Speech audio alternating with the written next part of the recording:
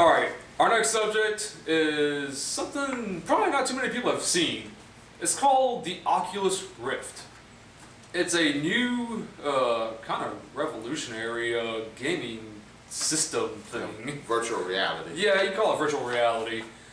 It's a headset that you wear over your face, your eyes, and it comes with headphones that you put over your ears, so literally you're completely immersed in this game that is right in front of your face.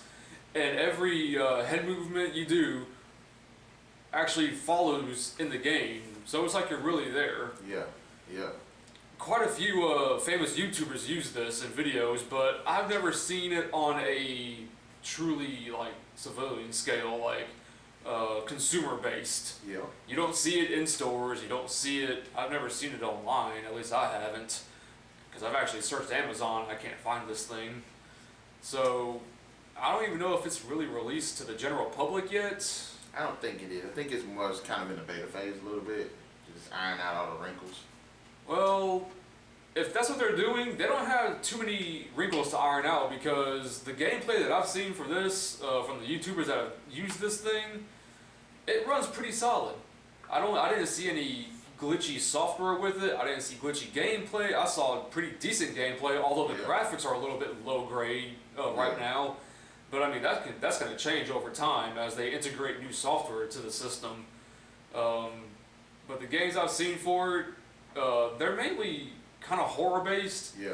A lot of jump scares, a lot of immersive in-your-face gameplay that makes you. Yeah. It kind of freaks you out a little bit. Because when we was watching it the other night, and they had that, what was the game with the that was in the haunted house? I didn't get the name of that game, but oh my god, I would love to play it. Because when we was watching, I was actually getting goosebumps. It was actually creeping me out, and the jump scares were really effective.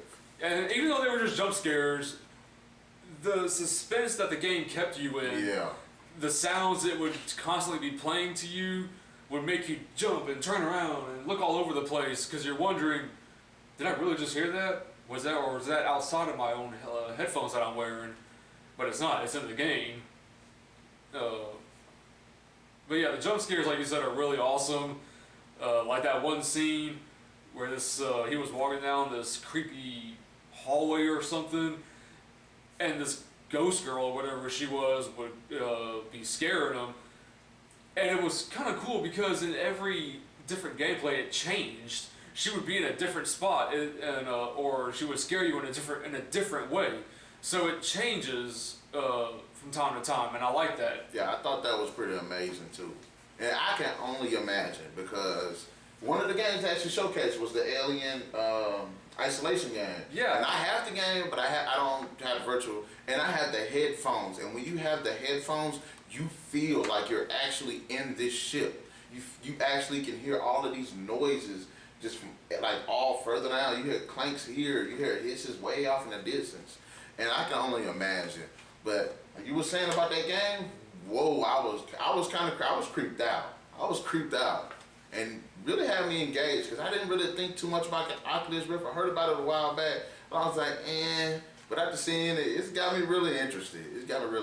I think a perfect game for the Oculus would be Slender Man. Completely. I think people would be screaming their heads off playing that game. And I'm sure they're going to make it for the Oculus. I think that's only a matter of time.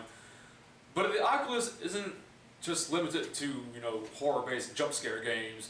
I've seen gameplay where someone was playing Pokemon on it, and while it didn't have the whole scare factor to it, it just shows what else the system is capable of doing. The guy was walking around Professor Oak's office. He was looking at Pokeballs, and he was actually choosing his first Pokemon of the game.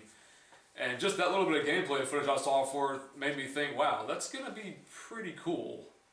It looked absolutely amazing. I gotta give it to it. They came a long way, and they got me convinced. I'm really interested in seeing what they're gonna do with this Oculus Rift. What other games do you think we can kind of roll with this on it? I think you can roll with games like it's got to be more simplistic games. How about I think Amnesia would be great for it. Yeah. That is one of the scariest games to ever release on the PC. And I think that would be a great game for the Oculus, because in that game, It's like Slender Man in a way, but actually I think Amnesia is even worse. It'll scare you a whole lot more than Slender Man ever will. So I think Amnesia would be a great game to put on the Oculus. I mean, this is kind of an edge game. I think we could kind of go with Fear. I mean, kind of take it back a bit, make it more survival hard than it was action on the third one. Yeah, you're gonna have to take some of the action out of it Yeah. and just put more of the whole horror suspense aspect into it. Not so much you can defend yourself, but so much as the fact that you're gonna have to be running a lot. Yeah, You're gonna have to run away. it'll work with it. It will work with it. Like the new the Silent Hill that Konami just canceled. That would have been awesome. Well, remember, there is still a small chance that Silent Hill isn't completely dead yet. Microsoft is in talks about buying the Silent Hill franchise from Konami, so if that's successful, we'll see what happens to Silent Hill. I mean, for all we know, Microsoft could buy it and not do anything with it, or they could actually revamp it. If they do buy it, I would suspect that they'll revamp it because I don't think Microsoft would buy it for nothing. Yeah. I mean, Microsoft ain't that stupid. But yeah, the Oculus Rift seems like a really good idea, and I hope they do go with this, and I hope they don't, pull any of the BS that we see in gaming nowadays with the industry. But I hope they come out with some really good games, because those games that we seen, they were fucking awesome. I had to say that they were fucking awesome. Well, one thing about the Oculus Rift that I'm kind of worried about, I'm worried about its price. When and if it is released to the general public, how much is this system going to be costing us? We've seen the Xbox One and PS4 go upwards of $400. Now this Oculus uses like a completely different type of technology, so are they going to use that as an excuse to jump that price up to maybe even $1,000? I certainly hope not, but I wouldn't put it past them if they did. Yeah, that kind of crossed my mind more than once. And we was talking about they have another. I don't know if it's the same. Console, but they have a version where you can actually. It's like you're on a treadmill and you encircled in this this thing, and I guess it registers your body, and it also helps you to like interact. So you're actually running. Now I think that would be better for the action-based games. Yeah. You could probably play things like Battlefield or Call of Duty. Yeah. First-person shooters would definitely get a hype out of that. Yeah, Rainbow Six, what is that, Frontline, games like that. Yeah, that'd be a good idea. So I hope they do kind of go with that. Well, we'll find out now. That system right there, though, I wouldn't doubt that system runs you over $1,000. And think about the online potential. That they're gonna run with that. That would be kind of the only game I would be like, okay, the online I understand. They can run with that, but don't price it to the point where common gamers aren't going to be able to purchase this thing, because most common gamers don't have that much money. We don't have money falling out of our butts here. And for those of y'all who like buying games to the point you don't pay your bills, don't do that. Don't do that. No. It's gonna be tempting, but don't do that. Okay, we're gonna talk about the best and worst movies by Mel Gibson. And Mel Gibson's a really talented actor, despite the controversy he's been in and the news and everything. He is a very talented actor. He has come out with some really good movies, a couple of shitty movies. I honestly haven't seen every one of his movies. I don't think I've even seen half of them, but I've seen quite a few of his movies. Most of his movies, to me, I actually like Mel Gibson in a lot of his movies. Signs is probably my favorite one for him by far. I like that. I like him. I love them in Signs. Signs and probably The Patriot, I think, because I've seen The Patriot probably 12 times. That's one of his hardest roles. I loved him in The Patriot. I was like, this dude really can't act. And he came with it with so much emotion, and you can feel the anger and the sadness and the struggle that this man had to go through. Braveheart is another good movie that he was really Braveheart's another one. That's, if I had to have a list of his movies, Braveheart would probably be in second or third. And it's good because that's not like him. That's not a character that you usually see him play. You know what I mean?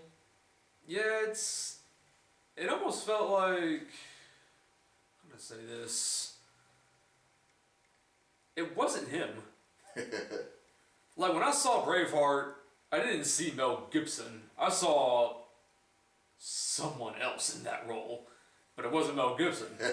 And then I saw Mel Gibson was in the credit line. I'm like, you gotta be kidding me. He played that role, and that's one thing I like when it comes to actors like him. They go for roles that you don't normally see him in, and it's one thing for him to play Mad Max in the Mad Max series, because I liked him in Mad Max as Max Rockenstansky, but he's playing another even more brutal role. He actually fit it. So what are some movies you didn't like Mel in? Honestly, the first Mad Max, and it wasn't. Okay, I'll give you that one. It wasn't strictly because of him. It was more of the writing. It was more the script. I think, you know, he did a decent job, but it's more the script. Another movie. Well, did Mel write the script for that? I don't think he did. No, that was George Miller. Okay, then. George Miller wrote it, I think. So it wasn't Mel that was as bad. It was the script that they gave him. Yeah, because he plays good. He plays good in his movies. Just some movies he played are kind of shitty. Okay. Edge of Darkness. That was another movie that was kind of bad, but he played good. I mean, it wasn't really bad, but it was like. That was another one that was kind of on the back nine for me. It wasn't good. It wasn't bad. It was meh. But he did a decent job. It was decent. It still doesn't touch sciences, in my opinion, though. And another movie that he played in, I thought it was, once again, it wasn't him, Expendables 3. He played the hell out that role, though. He played that role. I'm not gonna lie to you. I love the Expendables franchise. I loved every single one of them, and I think Mel Gibson in the third one, I loved him in that role because he was so crazy. And he always plays a convincing bad guy. Machete Kills. I didn't think I would like that movie, but I actually liked it, and a lot of it had to do with Mel Gibson's character. But yeah, I mean, this guy, he's a really good actor, and I can't really knock him on his acting. Just sometimes, very few times, like in my opinion, what movies you think you played in were kind of shitty yourself, you know? Well, like I said, most of his movies to me were great. It's hard for me to pick out what movies was terrible, in my opinion. I think Edge of Darkness was probably his worst role, and Edge of Darkness and the first Mad Max was probably his worst roles, in my opinion. But everything else I actually loved about his movies. I just love his acting is awesome. I mean, he was good in the weapons. In every movie he plays, he just delivers. Yeah. Let's delete the weapons. I was trying to figure out which one was kind of the best in terms of his acting wise, and I actually liked every single one of them. Like, I hate to say it, but in terms of him being an actor, for me, he's almost up there with Arnold Schwarzenegger. He's solid. Mel Gibson is straight solid when it comes to acting. And, there's not really a movie you can see with him that's not gonna be at least subpar good, if not great. And when he's not playing an action role, one of my favorite movies he played in was kind of a comedy and kind of dramedy or whatever, was What Women Want. I actually liked that movie with him in it. It was kind of funny. And it was interesting him taking that role. A lot of drama in that one. But,